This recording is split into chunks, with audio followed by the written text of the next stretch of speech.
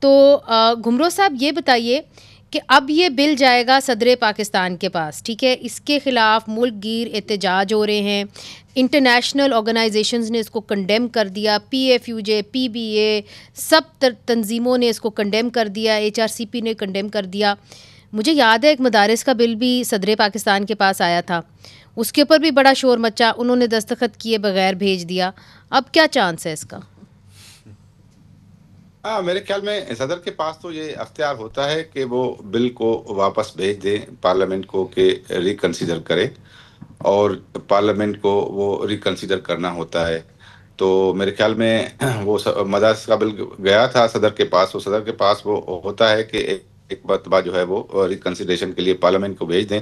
جی پھر وہ parliament decide کرتی ہے کہ ہم بل کو اسی صورت میں کریں یا امینڈمنٹس کے ساتھ کریں، یا صدر نے جو ہمیں تجاویز بھیجی ہیں وہ پارلیمنٹ کے سامنے لیٹ کی جاتی ہیں.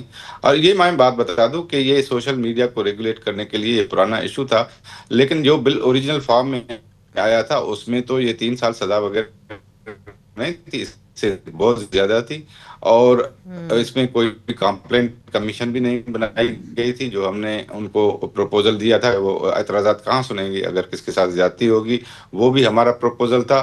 اور یہ ہمیں 3 سال جو تھا وہ یہ تو پہلے پروپوز جو تھا وہ 7 سال یا 10 سال تھا، 7 سال سے 10 سال تھا. تو ہم نے کہا کہ بھائی یہ تو وہ اسٹرکٹ سزائیں ہیں، یہ تو ہم قبول نہیں کریں گے. کافی چیزیں جو ہے وہ ہم نے سر مگر آپ بالکل نے جو وہ ہے وہ ان بل ڈیفینیشن سے قبول نکالی کر تھی، لی جو تھی لیکن نہیں. مطلب مجھے یہ بتائیں، انہوں نے آپ کے نہیں وکیلوں نے یہ نہیں پوچھا کہ فیک انفارمیشن کی ڈیفینیشن کہاں لکھی ہوئی ہے، آئیڈیالوجی آف پاکستان ایٹسیٹرا کی ڈیفینیشن کہاں لکھی ہوئی ہے؟